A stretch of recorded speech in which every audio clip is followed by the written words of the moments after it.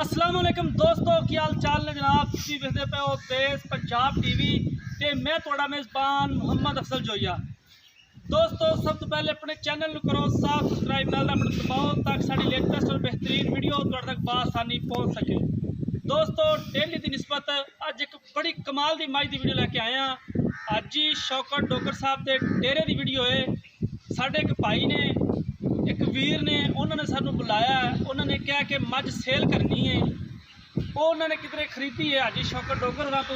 उन्होंने सानू बुला के ये मज की वीडियो पवाई है। उन्होंने कहा कि ये जी मज है ये असी हुण सेल करनी है।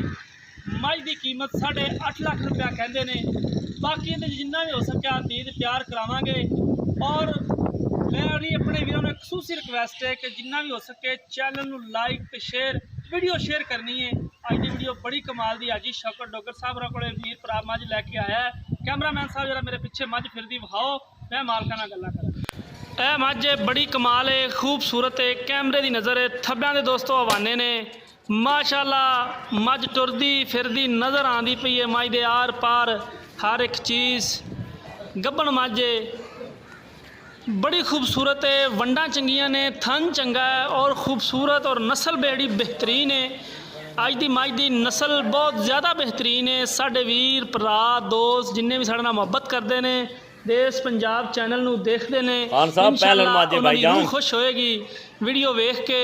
और बड़ी कमाल की तोहफा अज लभ के लिया अपने वीरां वास्ते। ये साढ़े भरा ने, इन्हां दी बड़ी मेहरबानी, सानू इन्होंने बुलाया है और बुला के वीडियो पाने का मौका दिता है। और बड़ी कमाल की वीडियो है। इन्हां दी असी जिन्ना भी इन्हां दा शुक्रिया अदा कर सकीए थोड़ा है, क्योंकि इहो ਜਿਹੇ अनमोल हीरे तो लोग वड्डे चैनलों में सद के पवाते हैं और माड़े बंदे कोई भी नहीं। लेकिन इन्हां दी बड़ी मेहरबानी करने कहा कि भाई अफजल तुहानू बुलाया इसलिए कि मज तुहाडे तो ही पवानी है। बाकी होर भी चैनल बड़े सी उन्होंने तो भी पवा सकते सन, लेकिन मज की वीडियो तुहाडे तो ही पवानी है। बड़ी मेहरबानी इन्हां दी। 8.5 लाख रुपया इस चोटी की डिमांड करते हैं। इन लाड प्यार जिन्ना होया वो इंशाअल्लाह मैं ज़रूर करावांगा। ये जनाब जानी मानी शख्सियत अज ही शौकत डोगर साहब उन्होंने को मज लियांदी है और ये मज सेल करनी है। ये जनाब नंबर राबता नंबर 0307 351 85 78। उम्मीद दोस्तों वीडियो पसंद आएगी, लाइक शेयर जरूर कर देना। जिंदगी तो मिलेंगे एक नई वीडियो नाल। अपने मेज़बान अफजल